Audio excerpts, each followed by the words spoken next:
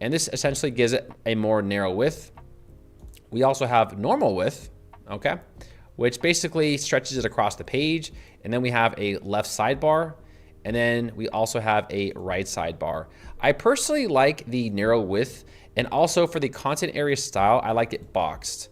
I like this better because it's just a very neat structure on how to read an article. Now, once you add images and different things in this blog post, it'll look a lot more flavorful, but I just like this structure because it's just really simple and easy on the eye.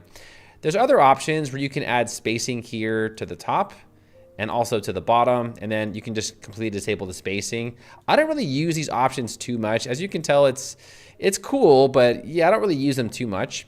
Now, if you want to enable or disable any post elements on your blog post, for example, let's say you don't want a featured image, I can just turn this off, and then the featured image will no longer display, right?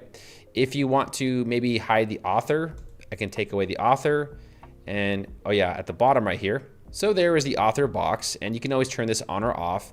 Now here you'll see that there's this little arrow. Now for every single element, there is customizing options. So for the author box, you can change this for, have a different type.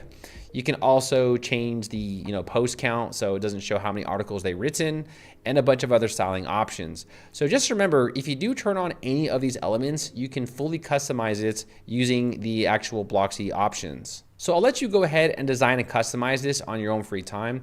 Related posts, I do like that. We should probably have that too. That'll essentially put related posts at the bottom of the page where it'll show people to read other articles, and that's always a good thing. So yeah, I do recommend to turn that on.